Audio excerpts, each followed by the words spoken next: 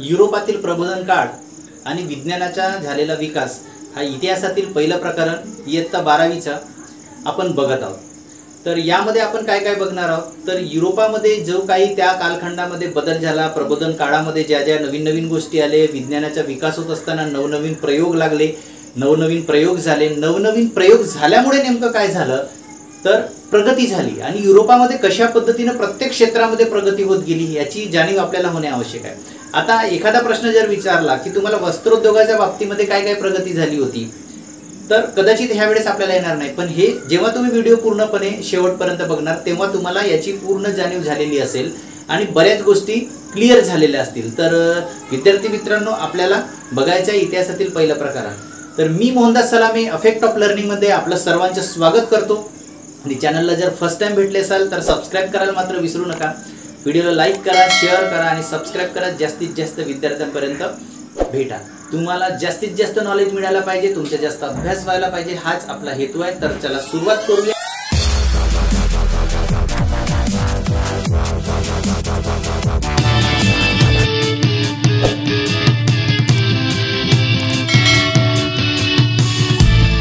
Catholic church प्रकरण पहिलं बघत आहोत आपण इतिहासाचं, त्याच्यातील भाग आहे कॅथॉलिक चर्च। आता कॅथॉलिक चर्च म्हणजे नेमकं काय, तर चर्चच्या ह्या शब्दावरून तुमच्या लक्षामध्ये आलं असेल की ख्रिस्ती धर्मातील लोक त्यांचे जे धार्मिक स्थान असते त्याला आपण चर्च म्हणतो।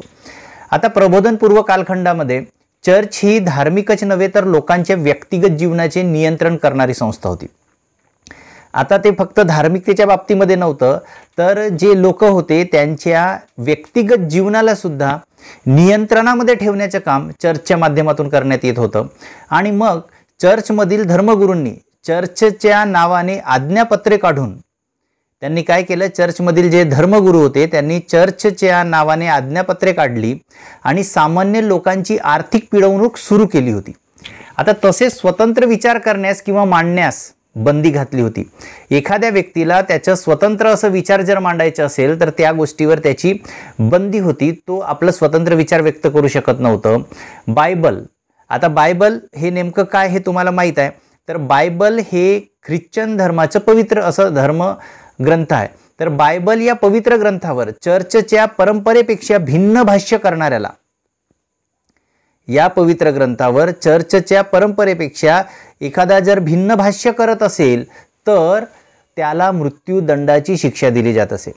म्हणजे पहा किती मोठी घातक अशी परंपरा होती त्यावेळी, ह्या कॅथॉलिक चर्चच्या माध्यमातून आपल्याला हे पाहायला मिळत आहे।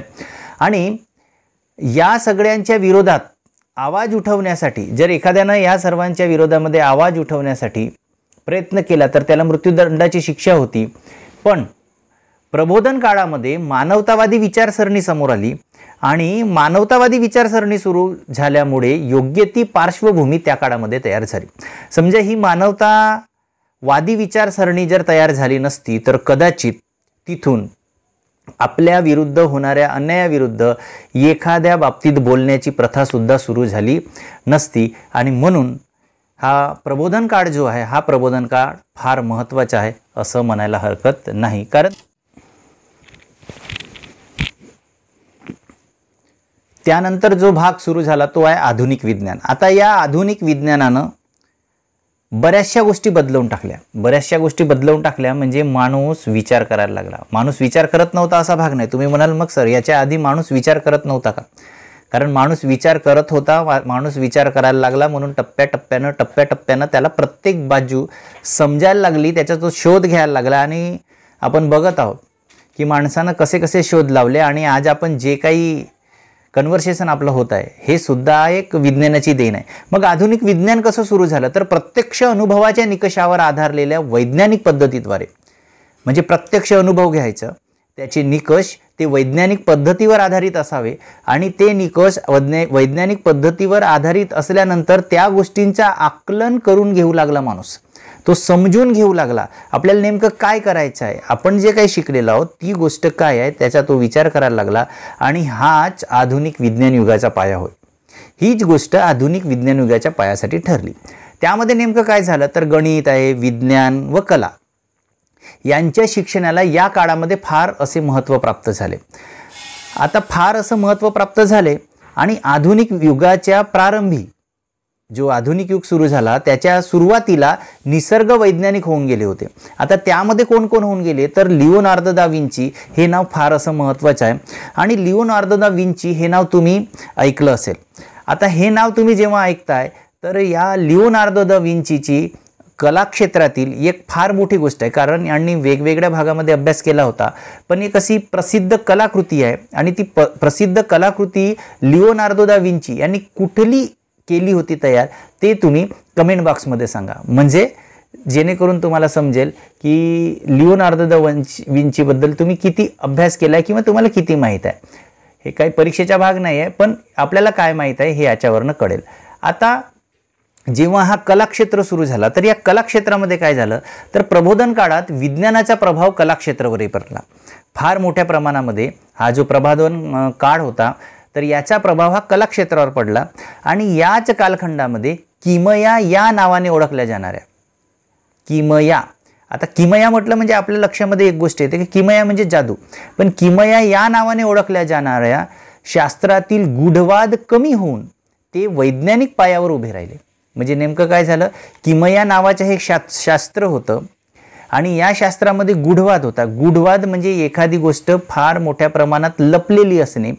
फार मोठ्या प्रमाणामध्ये जेव्हा ही गोष्ट लपलेली होती ते बाहेर काढण्यासाठी वैज्ञानिक गोष्टींचा वापर करायला लागले आणि तेव्हापासून हा जो किमया होता, किमया गूढवाद होता, तो वैज्ञानिक पायावर उभा राहायला लागला.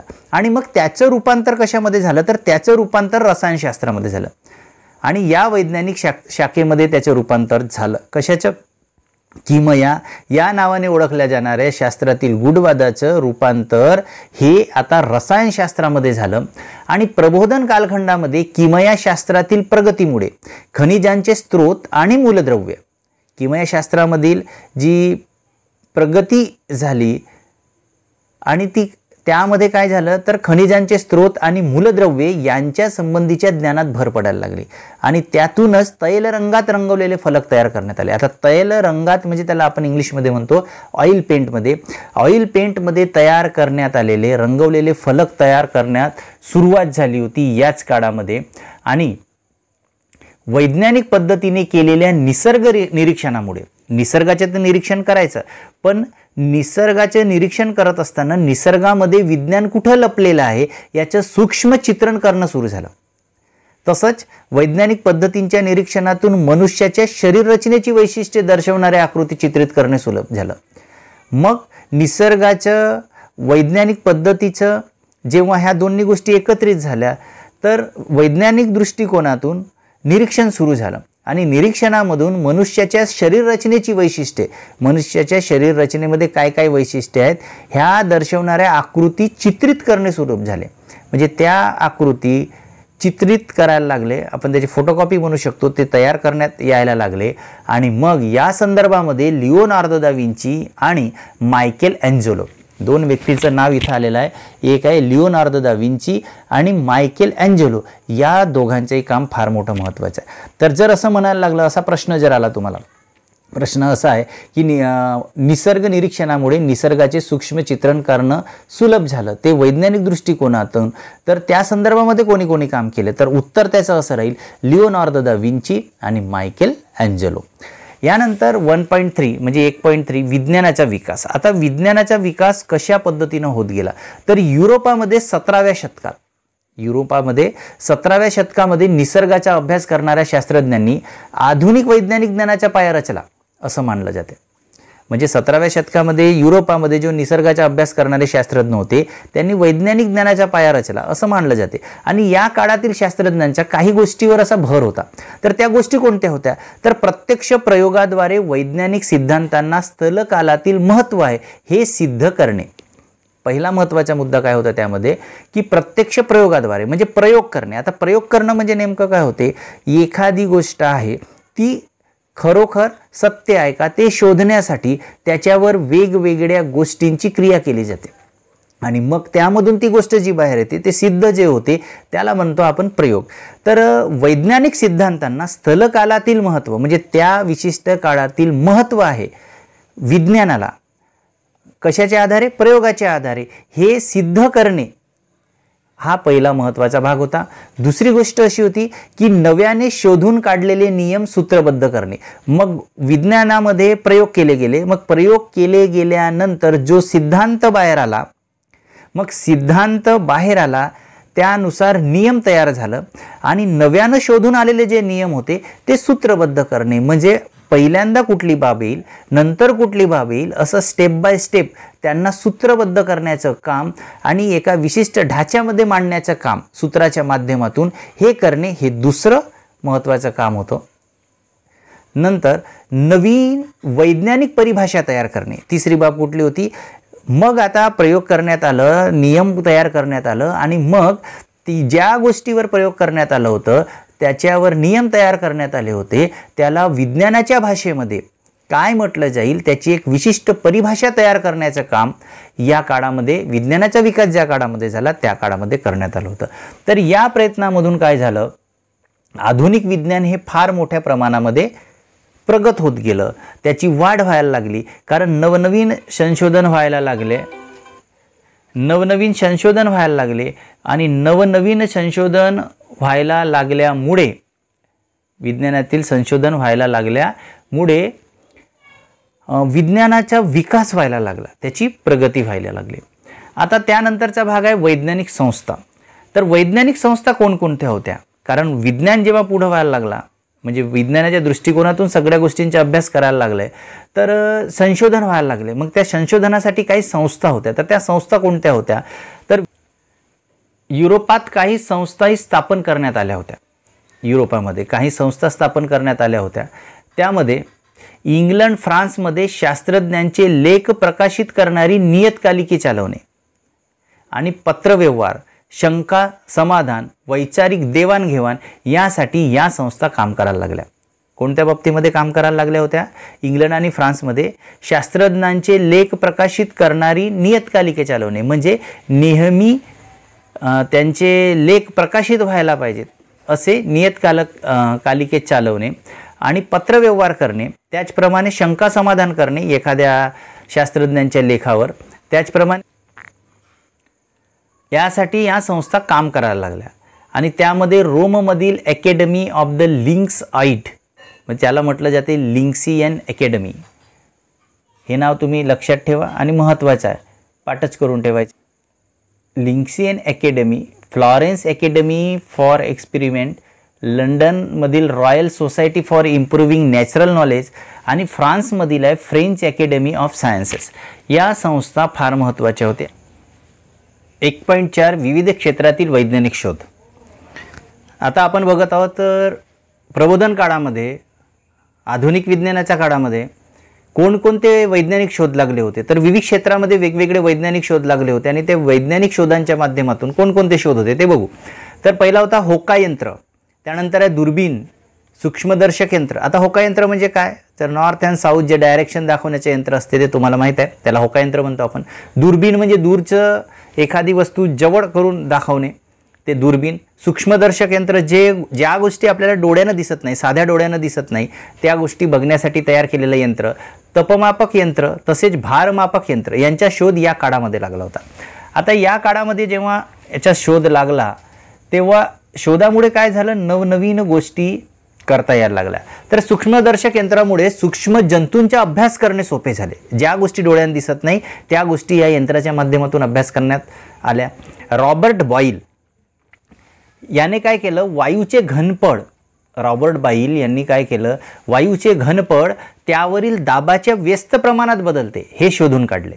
जो दाब असतो वायूच्या त्याच्या व्यस्त प्रमाणामध्ये म्हणजे उलट, प्लस असेल तर मायनस, मायनस असेल तर प्लस, याच्या व्यस्त प्रमाणामध्ये बदलते हे शोधून काढलं होतं.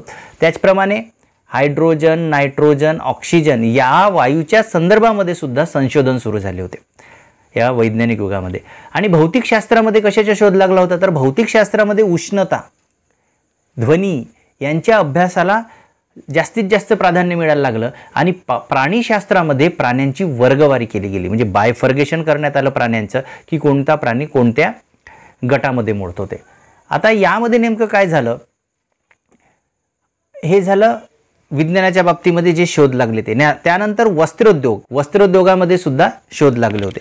अजून कोणकोणते शोध त्या काळामध्ये लागले होते ते तुम्ही कमेंट बॉक्समध्ये लिहा, म्हणजे जेणेकरून तुम्हाला कोणकोणते शोध माहीत आहेत हे सुद्धा माझ्या लक्षामध्ये येईल.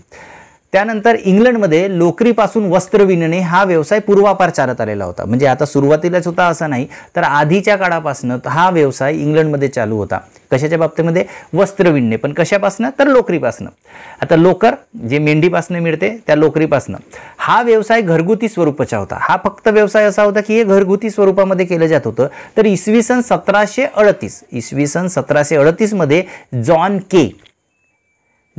के या शास्त्रज्ञाचं नाव समजू आपण, जॉन के यांनी धावता धोटा तयार केला आणि या धोट्यामुळे वस्त्र विणण्याच्या कामाची गती वाढायला लागली. जे वस्त्र विणलं जात होतं त्याचा स्पीड वाढला, म्हणजे जास्तीत जास्त वस्त्र विणण्याचं काम सुरू झालं. आणि त्याच्या पुढच्या टप्प्यामध्ये काय झालं तर स्पिनिंग जेनी, त्याच्या पुढच्या टप्प्यामध्ये स्पिनिंग जेनी या यंत्रानं त्याची जागा घेतली. कारण हे यंत्र तयार करण्यात आलं होतं. आणि हे यंत्र तयार करणारा व्यक्ती कोण होता तर इंग्लंडमधील जेम्स हरग्रीव्हज. आता हे मी वारंवार रिपीट याच्यासाठी करतो कारण जोड्या लावा, रिकाम्या जागा याच्यामध्ये हे येतात. आणि जेम्स हरग्रीव्हज यानं स्पिनिंग जेनी नावाचे एक यंत्र तयार केलं होतं. आणि या यंत्रावर काय करायचं होतं, एकाच वेळी सुताची 8 रीळे लावता येत होती. म्हणजे एका वेळेस सुताची 8 रीळे लावता येऊ लागली आणि त्यामुळे कामातील श्रम कमी झाले, मेहनत कमी झाली आणि कामाचा वेग वाढला.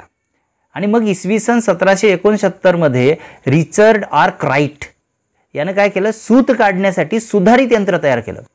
जिनिंगच्या नंतर एक नवीन यंत्र तयार करण्यात आलं होतं आणि हे सूत कातण्यासाठी तयार करण्यात आलं होतं. सूत कातण्यासाठी म्हणजे सूत तयार करण्यासाठी एक यंत्र तयार करण्यात आलं. आणि या यंत्राद्वारे काय झालं तर अधिक पिळदार म्हणजे अधिक असा मजबूत धागे वेगाने तयार होऊ लागले, म्हणजे जे सहज तुटणार नाहीत असे. आणि इसवी सन 1779 मध्ये सॅम्युअल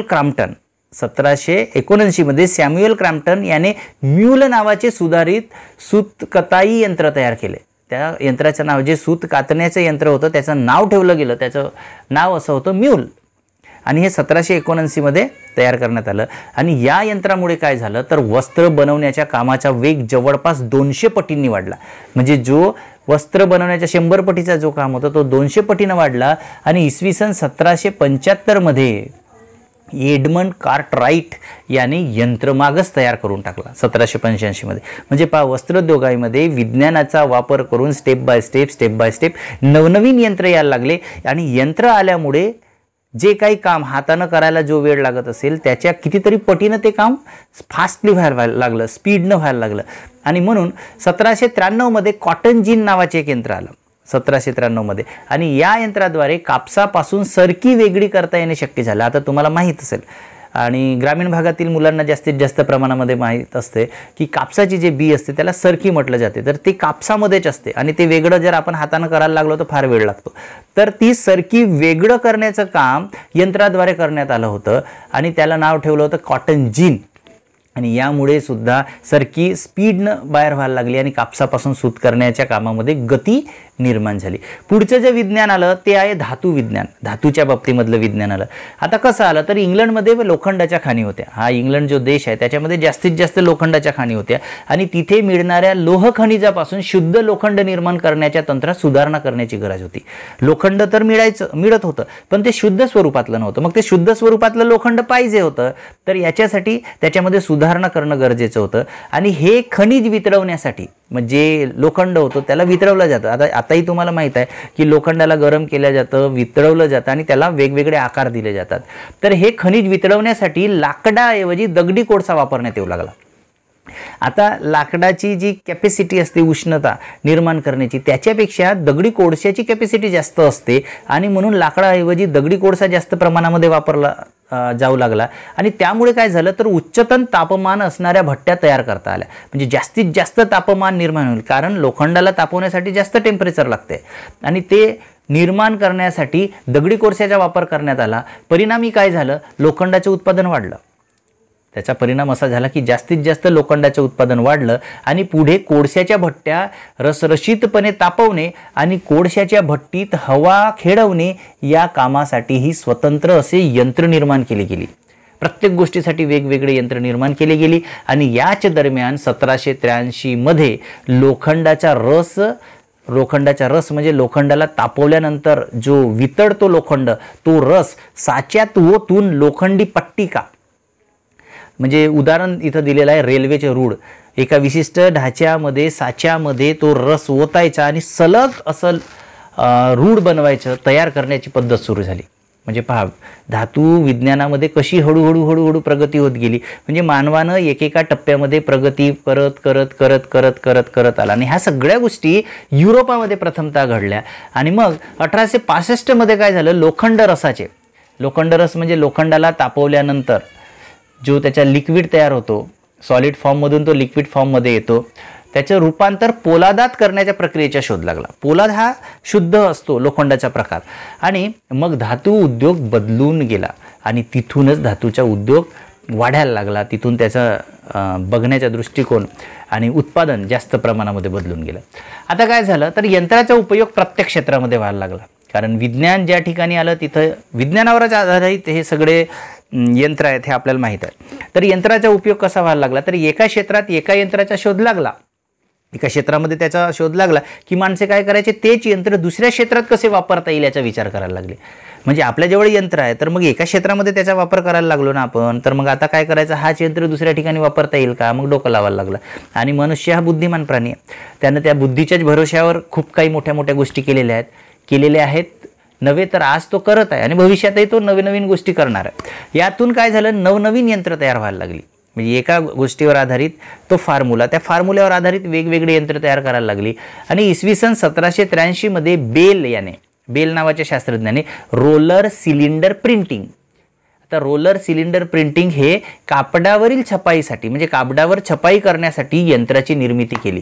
त्या संशोधकाचं नाव आहे बेल. वर्ष कुठलं आहे 1783 आणि यंत्राचे नाव आहे रोलर सिलेंडर प्रिंटिंग. मग नंतर 1819 मध्ये काय झालं तर बुटाचे आतील तडवे आणि टाचा एकत्र जोडण्याचे काम यंत्राद्वारे करू लागले. म्हणजे याच्या आधी काय हे सगळं काम हाताद्वारे केलं जायचं, पण नंतर ते यंत्राच्या माध्यमातून करायला लागलंय. आणि कपडे शिवण्यासाठी शिलाई यंत्रे आली. जे हाताने कपडे शिवले जायचे ते कपडे आता शिलाई यंत्राच्या द्वारे शिवले गेले. आता तुम्हाला जर सांगायला लागलो तर हे यात नवं काय आहे, पण विचार करा पहिल्यांदा जेव्हा ह्या गोष्टींचा शोध लागला असेल तेवढा किती मोठा अप्रूप आहे. जी गोष्ट आज आपण बघतो, सहज बघतो, ती गोष्ट सुरुवातीला एकाच्या डोक्यामध्ये तो इन्व्हेन्शन, ते एखाद्याच्या डोक्यामध्ये कसा आला असेल, ती नवीन कल्पना कशी आली असेल, आज जर विचार करायला लागलो तर किती कठीण काम होतं हे, असं आपल्याला वाटते. आणि जेम्स वॅटने बाष्पशक्तीवर चालणारे स्टीम इंजिन तयार केले. हे इंजिन सुरुवातीला काय तर स्टीम म्हणजे वाफेवर चालणारे इंजिन ज्याला आपण म्हणतो, हे इंजिन सुरुवातीला खाणीतून कोळसा व कच्चे लोखंड बाहेर आणण्यासाठी वापरला जायचा. ह्या इंजिनाचा वापर, जो स्टीम इंजिन होता त्याचा वापर. पुढे काय झालं, याचा वापर वस्त्रोद्योगामध्ये करायला लागले, त्यामध्ये याचा वापर करायला लागला. मग बाष्पशक्तीवर चालणारा नांगर तयार करण्यात आला, कापणी यंत्र तयार झाली, गवत कापणारी यंत्र तयार करण्यात आली.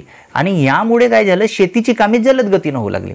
आजही आपण बघतो की शेतीमध्ये तंत्रज्ञानानं जेव्हा झेप मारली तेव्हा आता आपण शेतीचे कामं लवकर करायला लागलेलो आहोत. स्पीड वाढलेला आहे ह्या सगळ्या गोष्टीमध्ये. मग अमेरिकेमध्ये रॉबर्ट फुलटन याने क्लेअरमॉन्ट ही बोट बाष्पशक्तीवर चालवली. अमेरिकेमध्ये पहिल्यांदा रॉबर्ट फुलटन यानं, तिचं नाव होतं क्लेअरमॉन्ट. आणि बाष्पशक्तीच्या मदतीने जमिनीवरून वाहतूक करण्याचा पहिला प्रयोग ज्यानं केला होतं त्याचं नाव होतं जॉर्ज स्टीफन्सन. बाष्पशक्तीच्या माध्यमातून जमिनीवरून वाहतूक करणे. आणि बाष्पशक्तीवर चालणारे आगगाडीचे इंजिनही तयार करण्यात आले. आणि मग लिव्हरपूल ते मँचेस्टर, आता हाही प्रश्न येऊ शकतो असा की लिव्हरपूल ते मँचेस्टर किंवा बाष्पशक्तीवर चालणाऱ्या आगगाडीचे इंजिनानं पहिल्यांदा कोणतं अंतर पार केलं, तर ते इथं लिहिलेलं आहे लिव्हरपूल ते मँचेस्टर. आता तुमच्यासाठी दुसरा असा प्रश्न आहे की भारतामध्ये पहिल्यांदा रेल्वेगाडी धावली होती तेव्हा पहिल्यांदा ती कुठल्या स्थानकापासून कुठल्या स्थानकापर्यंत धावली होती, तसं तुम्ही कमेंट बॉक्समध्ये लिहा. मी भारताबद्दल विचारतोय हा प्रश्न. नंतर युरोपमध्ये काय झालं, रेल्वे सुरू झाल्यामुळे तेथील प्रवासाचा वेळ कमी झाला. रेल्वेनं प्रवास केल्यामुळे वेळ कमी झाला. या सगळ्या शोधामुळे इंग्लंडमधील व्यापाऱ्यांना इतर देशामध्ये त्यांच्या वसाहती प्रस्थापित करण्यास मदत झाली. म्हणजे युरोपातील हे जे इंग्लंड देश होतं यामध्ये काय झालं, जास्तीत जास्त प्रमाणामध्ये तंत्रज्ञान निर्माण झालं आणि तंत्रज्ञान निर्माण झाल्यामुळे त्यांचा स्पीड वाढला आणि त्या आपापल्या वसाहती इकडे तिकडे इतर देशामध्ये पसरवण्यासाठी प्रस्थापित करायला लागल्या आणि त्यांच्या हातामध्ये संधी मिळाली. आता पुढचा जो भाग आहे तो आहे 1.5 भौगोलिक शोध व शोधक. कोणकोणते शोध लागले, तर इथं आपण या शतकाचा विचार करणार आहोत. तो शतक आहे 13वे ते 19वे शतक. आता यामध्ये पहिली व्यक्ती आहे मार्को पोलो. मार्को पोलो या इटालियन प्रवाशानं, मार्को पोलो हा इटालियन प्रवासी होता, यानं युरोपला सर्वप्रथम चीनची आणि आशिया खंडातील इतर देशांची ओळख करून दिली होती मार्को पोलो यानं. मग या मार्को पोलोनं चीनमध्ये कुबलाई खान या राजाच्या दरबारात तो राहिला. चीनमधील कुबलाई खान या राजाच्या दरबारामध्ये तो राहिला. तिथे त्याने मंगोलियन आणि चीनी भाषांचा अभ्यास केला होता मार्को पोलोनं. आता मार्को पोलोबद्दल इथं फार शॉर्टमध्ये अशी माहिती दिलेली आहे, तुम्ही गुगल करा किंवा इतर पुस्तकांचे साहित्य घ्या आणि मार्को पोलोबद्दल थोडंसं अधिक वाचण्याचा प्रयत्न करा, जेणेकरून तुम्हाला थोडंसं डिटेल माहीत असलं तर बरं होईल. इतिहासाचा अभ्यास करत असताना जेवढं तुम्ही नवनवीन गोष्टी शिकण्याचा प्रयत्न कराल, म्हणजे जेवढ्या गोष्टी जास्तीत जास्त शोधून काढण्याचा प्रयत्न कराल, तर संशोधकाच्या दृष्टीने ते चांगलं असतं. नंतर दुसरी व्यक्ती आहे इब्न बतूता. हे नाव तुम्ही ऐकलंच असेल. तर इब्न बतूता विविध कारणांसाठी भारत, मालदीव, सुमात्रा, चीन, स्पेन, सार्डिनिया, पूर्व आणि पश्चिम आफ्रिका या प्रदेशात इब्न बतूता फिरला. वेगवेगळ्या कारणासाठी फिरला हा. मालदीवमध्ये, भारतामध्ये, सुमात्रामध्ये, चीन, स्पेन, सार्डिनिया, पूर्व आणि पश्चिम आफ्रिका या सगळ्या ठिकाणी. हा मध्ययुगातील प्रसिद्ध असा प्रवासी होता. हा एवढ्या ठिकाणी फिरला की हा त्या मध्ययुगामध्ये प्रसिद्ध असा प्रवासी म्हणून त्या काळामध्ये होता इब्न बतूता. आता तुम्ही या ठिकाणी तुमच्या पुस्तकामध्ये सुद्धा हा मॅप दिलेला आहे, सागरी सफरींचे मार्ग. तर याला तुम्ही डिटेलमध्ये बघू शकता. इथं पहा पूर्ण खंडांचे नाव लिहिलं आहे. जसं तुम्हाला दिसतंय आफ्रिका दिसतंय, दक्षिण अमेरिका वगैरे दिसतंय. आता इथं स्क्रीनवर कदाचित तुम्हाला ते छोटं छोटं दिसेल. आशिया खंड पण दिसतो, चीन, भारत आपलं नाव दिसत आहे. आता या ठिकाणी पहा भारत कुठं आहे आपण ते बघून घेऊ. आपला भारत पहा तुम्हाला इथं पाहायला मिळतो. तर आपला भारत आपल्याला या ठिकाणी पाहायला मिळतो. तर कोणकोणते खंड आहेत हे सगळं या मॅपवरून तुमच्या लक्षामध्ये येईल. आणि मॅप फार महत्त्वाचा असतो, कारण मॅपच्या आधारे आपल्याला बऱ्याचशा गोष्टी सहजच क्लिअर कट समजत असतात. पुढची जी व्यक्ती आहे त्या पुढच्या व्यक्तीचं नाव आहे हेनरी द नॅव्हिगेटर. हेनरी द नॅव्हिगेटर हा 15व्या शतकातील पोर्तुगालच्या या राजपुत्राने, हा पोर्तुगालचा राजपुत्र होतं. 15व्या शतकामध्ये युरोपातील अज्ञात प्रदेश शोधण्यास प्रोत्साहन दिले यानं. म्हणजे जो प्रदेश कोणाला माहीत नव्हता तो प्रदेश शोधण्याचं काम त्या काळामध्ये यानं केलं. आणि यातूनच आफ्रिकेच्या जवळ असलेला मॅडेरा व याझोरेस या 2 द्वीपसमूहांचा शोध लागला. कोणत्या 2 द्वीपसमूहांचा शोध लागला? एक आहे मॅडेरा आणि दुसरा याझोरेस. या 2 द्वीपसमूहांचा शोध लागला. हे दोन्ही द्वीपसमूह पोर्तुगीजांच्या अंतर्गत असलेले स्वायत्त प्रदेश आहेत, जे पोर्तुगीजांच्या हाताखाली होते. मग नंतर पोर्तुगीजांनी आफ्रिकेतील लोक युरोपात आणले आणि त्यांना गुलाम बनवले. आफ्रिकेतील लोक कुठं आणले? युरोपामध्ये आणले आणि त्यांना गुलाम बनवले. आणि आफ्रिकेत मिळालेले सोने त्यांनी मायदेशी आणले. आफ्रिकेमध्ये जे सोनं मिळालं त्यांनी आपल्या त्या मायदेशी आणले. पुढची व्यक्ती जी आहे तिचं नाव आहे बार्थोलोम्यू डायस. Bartholomew Dias. आता इथं फार शॉर्टकटमध्ये माहिती दिलेली आहे. तुम्ही याला प्रत्येक गोष्ट थोडंसं डिटेल बघण्याचा प्रयत्न करा, जेणेकरून तुम्हाला थोडीशी जास्त माहिती होईल. वाटलं तर आपण या प्रत्येकावर एक डिटेल असं व्हिडिओ बनवू शकतो. जर तुम्हाला असं ते वाटत असेल की या लोकांवर डिटेल असं व्हिडिओ असावं तर तसंही तुम्ही कमेंटमध्ये लिहू शकता. तर बार्थोलोम्यू डायस तर पोर्तुगालचा राजा दुसरा जॉन याच्या आज्ञेनुसार डायस मोहिमेवर गेला आणि आफ्रिकेचे दक्षिण टोक त्याला सापडल्यावर त्याने या भागाला प्रथम केप ऑफ स्टॉर्मर्स म्हणजे वादळाचे भूशीर असे नाव दिले. बारसं करून टाकलं आहे ना तिथं गेल्यानंतर, कारण त्याला ती गोष्ट सापडली. पुढे ते बदलून केप ऑफ गुड होप आशेचे भूशीर असं नाव ठेवण्यात आलं. तर आपल्याला हेच माहीत आहे की केप ऑफ गुड होप हे नाव आपल्याला माहीत आहे, त्याला आशेचे भूशीर असं म्हटलं जातं. पण त्याचं सुरुवातीचं नाव होतं केप ऑफ स्टॉर्मर्स म्हणजे वादळाचे भूशीर असं ठेवलं होतं. आणि आफ्रिका खंडाला वळसा घालणारा याचं नाव आहे बार्थोलोम्यू डायस. हा पहिला दर्यावादी होता. कोणत्या खंडाला? आफ्रिका खंडाला वळसा घालणारा हा पहिला होता. म्हणजे पहा लोकांमध्ये जिज्ञासा कशी होती आणि जिज्ञासेपोटीच नवनवीन शोध लागतात. आणि पुढं काय झालं? ख्रिस्तोफर कोलंबस. आता कोलंबसच्या बाबतीमध्ये सुद्धा तुम्हाला माहीतच असेल, इथं त्याचा फोटो पण दिलेला आहे. तर ख्रिस्तोफर कोलंबस हा 1453 मध्ये तुर्कांनी इस्तंबूल, त्याला आपण कॉन्स्टँटिनोपल हे नाव माहीत आहे, जिंकल्यामुळे युरोपीय लोकांना आशियात येण्याच्या पर्यायी मार्ग शोधणे आवश्यक झाले होते. 1453 मध्ये तुर्कांनी कॉन्स्टँटिनोपल जिंकून टाकलं होतं, त्यामुळे त्यांना पर्यायी मार्ग शोधायचा होता. आणि स्पेनचा राजा फर्दिनांद आणि राणी इसाबेल, राजाचं नाव होतं फर्दिनांद आणि राणीचं नाव होतं इसाबेल, यांच्या पाठिंब्याने काय झालं? कोलंबस भारताच्या शोधात निघाला. या कोलंबसच्या डोक्यामध्ये आला की चला आता आपण आपला भारताचा शोध लावा. पण गंमत फार मोठी अशी गजब झाली होती त्या काळामध्ये. हा भारताला शोधत बसला आणि शोधता शोधता याला काय भेटलं ते आपण बघू. इसाबेल याच्या पाठिंब्याने कोलंबस भारताच्या शोधात निघाला. पृथ्वी गोल असल्याने पश्चिम दिशेने प्रवास केल्यास भारत सापडेल अशी त्याला खात्री होती. गोल आहे पृथ्वी, तर आपण अपोजिट डायरेक्शननं गेलो तर पटकन आपल्याला सापडेल अशी त्याला खात्री होती. परंतु प्रत्यक्षात मात्र तो अमेरिका खंडाजवळ पोहोचला. हा ख्रिस्तोफर कोलंबस म्हणून अमेरिकेचा शोध लावणारा जर कोणी असेल जहाजे मार्गे दर्यावर्दी तर तो होता ख्रिस्तोफर कोलंबस. पण याच्या डोक्यामध्ये आलं होतं आपल्याला भारताला शोधायचा, आला भारताला शोधायला, पण भारत काही याला सापडला नाही आणि याला सापडली अमेरिका. पुढील व्यक्ती आहे अमेरिगो वेस्पुसी. आता काय झालं? इटली येथील अमेरिगो याने स्पेनच्या वतीने पहिली शोध मोहीम इसवी सन 1497 मध्ये काढली. आता इथं हे जे डेट आहे हे थोडंसं कधी कधी लक्षात राहिलं नाही पाहत, म्हणजे इसवी सन वगैरे. तर तुम्ही काय करायचं, एका बाजूला इसवी सन लिहायचं आणि त्याने शोधून काढलेली मोहीम दुसऱ्या ठिकाणी लिहायचं. आपण याला पण त्या पद्धतीने एखाद्या व्हिडिओमध्ये तयार करू. तर यानं काय केलं? त्याच्या तिसऱ्या मोहिमेमध्ये जो प्रदेश त्याने शोधला त्याला व्हेनेझुएला असे नाव देण्यात आले आणि त्याने ॲमेझॉन नदीच्या मुखाचा प्रदेश शोधला. अमेरिगो वेस्पुसी यानं ॲमेझॉन नावाची जी नदी आहे, कदाचित ॲमेझॉन म्हणता बरोबर तुम्हाला हे मार्केट माहीत असेल, तो की ज्या माध्यमातून आपण ऑनलाईन सगळ्या मॅक्झिमम गोष्टी बोलवतो, त्याच नदीच्या नावावर ते नाव ठेवलं गेलेलं आहे. तर ॲमेझॉन नदीच्या मुखाचा प्रदेश शोधला, त्याच्या नावावरून अमेरिका खंडाचे नाव पडले असे मानले जाते. कोणाच्या नावावरनं? अमेरिगोच्या नावावरनं अमेरिका खंडाचे नाव पडले असं मानलं जातं. पुढील व्यक्ती आहे वास्को द गामा. आता वास्को द गामाबद्दल तुम्हाला माहीत असेल, कारण वास्को द गामा आणि गोवा हे शब्द तुम्ही बरेचदा ऐकलेले असतील. तर 1497 मध्ये 4 जहाजे, किती? 4 जहाजे आणि 170 खलाशी घेऊन वास्को द गामा हा पोर्तुगीज, कुठून? पोर्तुगीज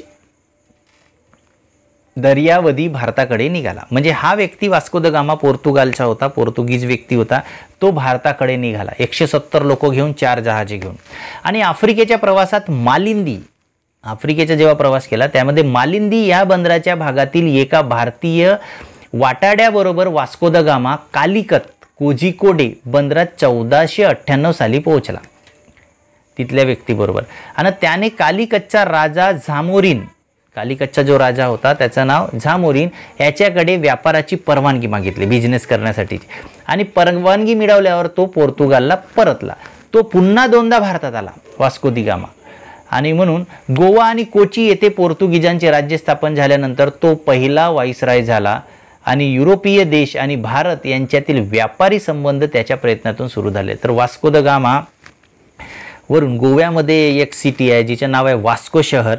तर या वास्को द गामाच्या नावावरूनच तो वास्को शहराला नाव दिलं आहे. तुम्ही जेव्हा केव्हा तिथं गोव्याला जर कधी गेले तर तुम्हाला ह्या गोष्टी सगळ्या पाहायला तिथं मिळतात. तर हा पहिला असा होता, यानं जास्तीत जास्त प्रमाणामध्ये व्यापार सुरू केला होता आणि हा पहिला व्हाईसराय झाला होता. पोर्तुगीजचं जेव्हा राज्य इथं स्थापन झालं होतं तेव्हा हा पहिला व्हाईसराय होता वास्को दी गामा.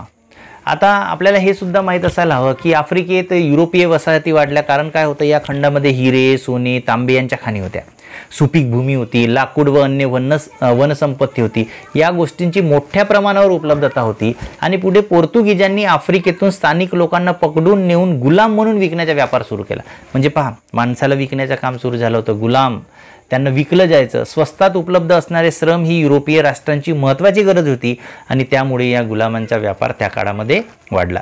पुढील व्यक्ती आहे फर्डिनंड मॅगेलन. फर्डिनंड मॅगेलन हा पृथ्वी प्रदक्षिणेला निघालेला पहिला प्रवासी म्हणून ज्ञात आहे. कसा? पहिला प्रवासी म्हणून ज्ञात आहे. स्पेनचा राजा पहिला चार्ल्स याने ही मोहीम आखली होती आणि मोहीम सुरू असतानाच मॅगेलन फिलिपाईन्स येथे मारला गेला. कोणत्या ठिकाणी? पहिली मोहीम जेव्हा सुरू होती तिथं मॅगेलन फिलिपाईन्स या ठिकाणी मारलं गेलं, मात्र त्याच्या सहकार्यांनी पृथ्वी प्रदक्षिणेची मोहीम पूर्ण केली. त्याचे जे सहकारी होते तो तर मारला गेला, पण पृथ्वी प्रदक्षिणा त्यांनी पूर्ण केली. त्यानंतर आहे सॅम्युएल डी सॅम्पेन. फ्रान्समध्ये जन्मलेल्या सॅम्पेन याने उत्तर अमेरिकेत शोध मोहिमा काढल्या, तेथे फ्रेंच वसाहती स्थापन केल्या. त्याने कॅनडातील क्युबेक या शहराची स्थापना केली. मग सॅम्युएल डी सॅम्पेन यानं कुठल्या शहराची स्थापना केली? तर क्युबेक. आता हे व्यक्ती आणि त्यानं केलेलं काम हे एका विशिष्ट कागदावर तुम्ही लिहून घ्यायचं नोट्समध्ये, जेणेकरून तुम्ही ते पाठच ठेवायला पाहिजे. Samuel de Champlain Quebec, Samuel de Champlain Quebec या शहराची स्थापना केली होती. समोरची व्यक्ती आहे येबेल जान्सवा टास्मन. नावं बघा थोडेसे गजबच आहेत, आपल्या लक्षामध्ये ते राहणार नाही, थोडंसं तुम्हाला ते वारंवार वाचावं लागेल आणि वारंवार वाचल्यानंतर ते तुमच्या लक्षात राहील. याचा जन्म हॉलंडमध्ये झाला होता आणि नवनवीन प्रदेशाचा शोध घेण्याच्या वसाहतवादी स्पर्धेत त्याने न्यूझीलंडच्या प्रदेशाचा शोध लावला. येबल जॉनसवा टास्मन यानं लावला न्यूझीलंडचा शोध आणि 1644 मध्ये त्यानं न्यूगिनी बेटांच्या किनाऱ्यांचे सर्वेक्षण केले आणि ईशान्य ऑस्ट्रेलियातील क्वीन्सलँडमधील कार्पेंटानिया या प्रदेशाचा शोध लावला. कुठला? ईशान्य ऑस्ट्रेलियातील क्वीन्सलँडमधील कार्पेंटानिया या प्रदेशाचा शोध लावला. कोणी? येबल जॉनसवा टास्मन 1644. आणि त्याच वसाहतवादी स्पर्धेमध्ये कोणत्या? तर न्यूझीलंडच्या. त्याच्यानंतरची व्यक्ती आहे captain James cook. Captain James cook. New Zealand आणि ऑस्ट्रेलिया या प्रदेशावर इंग्लंडच्या शाही नौदलातील जेम्स कुक याने इंग्लंडचा झेंडा फडकावला. त्याने पॅसिफिक महासागरातल्या बेटांची पाहणी केली होती कॅप्टन जेम्स कुक यानं आणि अचूक नकाशे तयार केले आणि 3 वर्षात कॅप्टन कुक याने 60,000 सागरी मैल प्रवास केला. म्हणजे सागरातून 60,000 मैल त्यानं प्रवास केला होता कॅप्टन जेम्स कुक यानं. त्यानंतरची व्यक्ती आहे लुई अँटोनी दी बोगनविले. हा फ्रेंच दर्यावर्दी होता, फ्रेंचचा होता. तो पॅसिफिक महासागर पार करून ताहिती येथे पोहोचला आणि या प्रवासाचे वर्णन voyages around the world, voyages around the world हे पुस्तक त्याने 1771 मध्ये लिहिले होते. 1771 मध्ये. आणि याच पुस्तकातील माहितीच्या आधारे 19व्या शतकात फ्रेंच मिशनरी ताहिती येथे पोहोचले. नाव काय आहे? ताहिती. या ताहिती ठिकाणी ते पोहोचले आणि मग त्यांनी या भागात फ्रेंच वसाहत स्थापन केली. कारण हा फ्रेंच दर्यावरती होतं, तर यानं काय केलं? आपली फ्रेंच वसाहत स्थापन केली आणि पॅसिफिक महासागरातल्या एका बेटाला आणि फुलवेलीला बोगनवेल त्याचे नाव दिलेलं आहे. आता बोगनवेल हे नाव तुम्ही ऐकलं असेल, तर हे त्याचं नाव दिलं गेलेलं आहे. त्या पुढचा व्यक्ती आहे मंगो पार्क. तर स्कॉटलँडच्या रहिवासी असणारा मंगो पार्क. आता मंगो पार्क हा कुठला होता? तर स्कॉटलँडच्या देशाचे नाव. त्याच्या पश्चिम आफ्रिकेतील शोध मोहिमेसाठी तो प्रसिद्ध आहे आणि 1795 मध्ये मंगो पार्क याने नायजर नदीच्या प्रवाहाचा मागोवा घेतला. नायजर नावाची जी नदी आहे तिच्या प्रवाहाचा त्यानं मागोवा घेतला. आणि आता काही गोष्टी तुम्हाला माहीत आहेत का? पहा, जसं अल्बेरुबी इसवी सन 973 ते 1049 अल्बेरुबी गझनीच्या सुलतान महमूद बरोबर भारतात आला होता. त्याने पृथ्वीचा व्यास मोजण्याचा प्रयत्न केला होता आणि अक्षांश रेखांश ठरवण्याची त्याची पद्धती ही बिनचूक होती. आणि त्या काळामध्ये संदर्भात विचार करता हे काम अत्यंत कठीण होते, कारण साधी गोष्ट नव्हती ते.